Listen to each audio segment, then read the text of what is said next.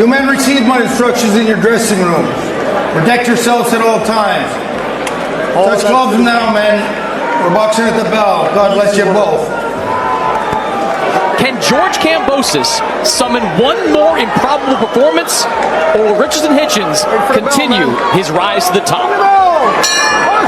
The IBF super lightweight title on the line. Richardson Hitchins, the champion, the challenger for lightweight champion George Kambosos Jr. steps up to the chalkboard, so to speak, to try and solve this equation. Puerto Rico against Liam Paro. It looked like an incredibly difficult. The southpaw, so that right hand of Hitchins kept him on the outside. If he can land something over the top from that orthodox stance. Kambosos, these early rounds are going to be really important. Hitchins has a bit of a history, several of the first rounds against Liam Paro. Kambosos is going to try to win a decision here. He's got to try to bank some of these early rounds. That 1-2 is sharp, everything flowing behind the jab and that right hand, the very foundation of Hitchins' style. It's disciplined, measured, and effective. Kambosos, on the other hand, is mixing in some deception, trying not to stay planted in front of his opponent, keeping his range while sneaking in body shots. Early on, it's looking solid for the former champion.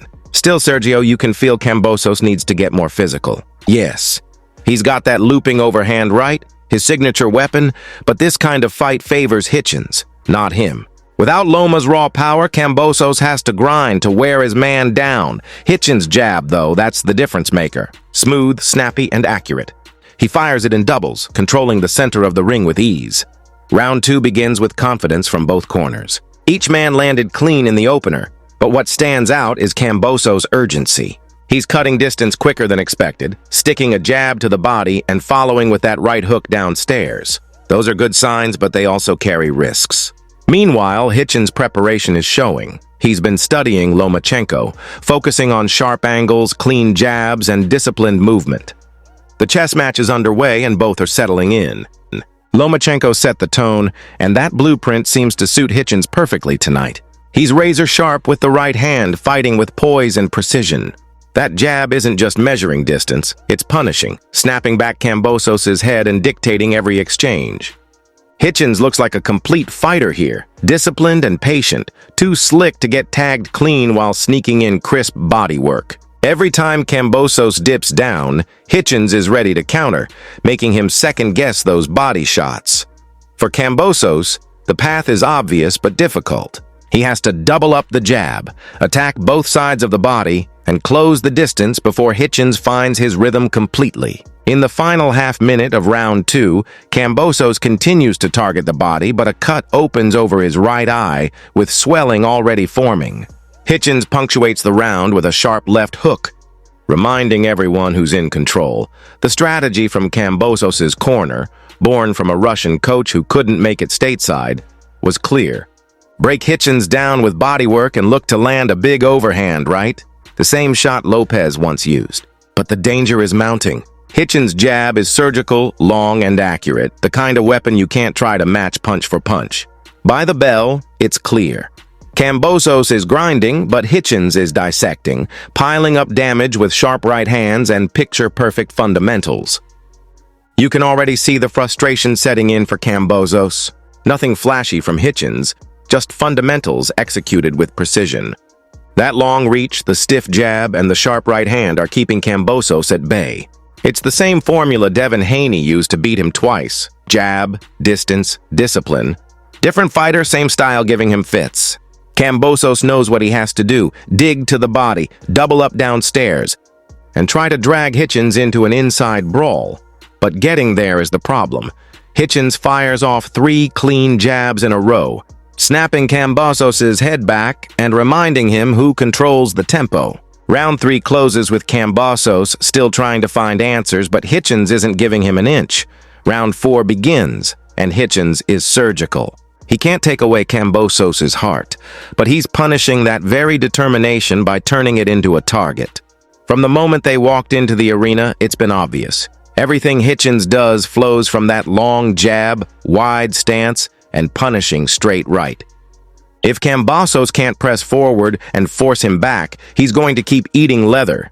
Hitchins cracks him with another right hand, rolling off Kambosos' body shot and firing back immediately. The accuracy is ruthless, and while his offense shines, his defense is just as tight, always keeping that right hand up, nullifying Kambosos' best counters. Even when Kambosos lands a sweeping left hook, Hitchins answers with more jabs, more right hands, more control. It's pure science in motion, every sequence built off that jab, every punch measured and landed with authority.